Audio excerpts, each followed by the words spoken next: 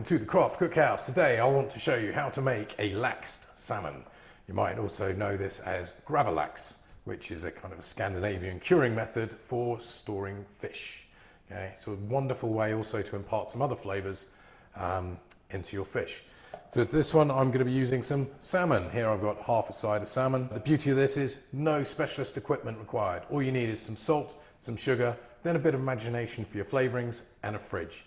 Then within 24 hours, you've got your own lax salmon. I'm going to be making two versions here. One, I'm going to do a very simple one with a touch of brandy, and then a second one with beetroot, which adds a lovely pink edge to everything as you go to cut it. So the first steps here, we've got our salmon. It's clean and patted dry, as you can see here. Or we're going to take some cling film. Lay our cling film out.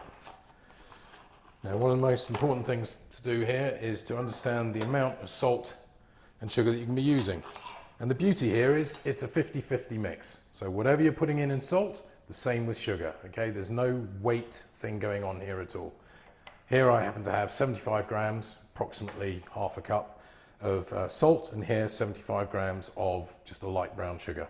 I recommend using a brown sugar or a light brown sugar or a golden sugar over a white sugar, purely for the flavour that it tends to impart into the fish as well. So I've laid down here a little bit of cling film. We're going to mix up our cure. Take my salt, take my sugar.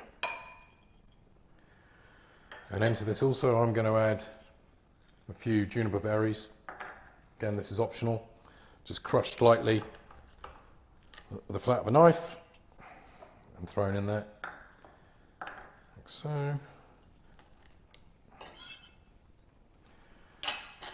And then I'm just going to mix this all through, just like so. Now, any cure that you've got left over will store perfectly in a storage vessel for the next time you want to do this, because once you've done this once, you realise how easy it is. You'll be making it all the time. Okay, so in there we can see it's all mixed through. Smells wonderful. Actually smells of gin already, to be honest with you. I'm just going to take a little bit of cure just to put down on the bottom here, but this is going to be the skin side, so I'm not worried about too much going down here on the moment. And then, as I said, I'm making two. I'm going to cut this in half. Okay. So here I've got my half of a side of salmon, so here's my quarter of a salmon. I'm just going to plonk that down on here. Then, with the cure, I'm just going to liberally spread this all over the top, make a little bit packed up on the sides for when this gets rolled up. And what the salt's going to do is draw the moisture out from the fish, which then that liquid's going to combine with the sugar and the other aromatics that we happen to have in there, and it will create a very thick liquor which will then also flavour the fish as well. I said I was going to add a touch of brandy, so for this I'm going to add about half a tablespoon. This just adds a little bit of kind of background smokiness. A little bit of brandy in there, like so.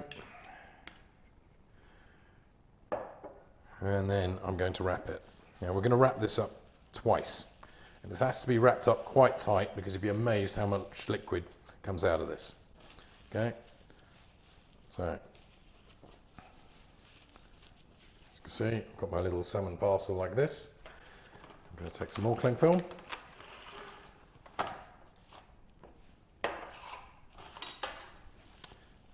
And then I'm going to wrap it again. Now when it comes to storing, the next stage of this, I'm just going to pop this into the fridge. I tend to put it in a vessel, just in case there's any leakage. So here, like so. Then what I will do when I make the second one, I'll put that on top, and then anything else that goes in the fridge can go on top of this, and that little bit of extra weight just helps to push any of the water that happens to be in the salmon. The salt, as I said, is going to be extracting the water, and it's going to be firming up the fish. So when we take this out after 24 hours, you'll see it's relatively firm, very easy to cut, and absolutely beautiful with however you want to do it. I like mine on a little bit of brown toast. So that's the first one done there. The second one, as I said, I'm going to do this one with some beetroot. I'll show you the difference. Other aromatics you can use, some lemon zest, some orange zest. Scandinavians use a lot of dill for flavouring here as well. So in we go. A little bit of light cure just for the skin side. Not too worried about that because most of the action is going to be on the top. So then I'm going to take, again, some of my cure. And what you'll do as you do this each time is you'll start to work out your own kind of firmness of how you like it. Generally, rule of thumb I go for is a minimum of 8 hours if it's a relatively thin piece like the end of the tail. But for something here where we're talking it's up to about an inch, 24 hours, okay? If you happen to forget about it in the fridge, it's not the end of the world. I've accidentally left mine for 2 or 3 days. All that happens is it comes out just a lot firmer, and that's all. But everything else, it will just do its work. And now I'm going to add some beetroot for that. I'm doing it with a glove purely so I don't get red marks everywhere.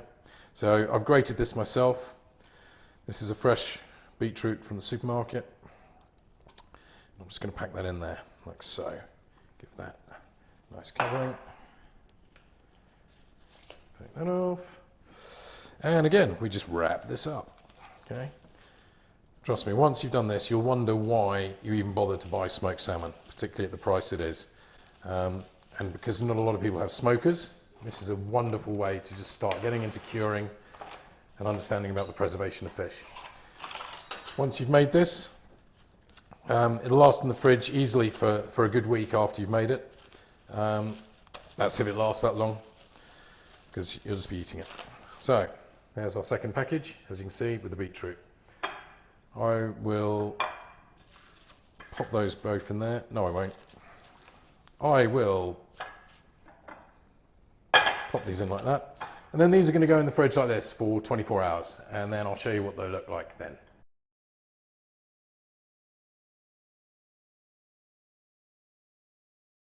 Okay, so here we are, 24 hours later.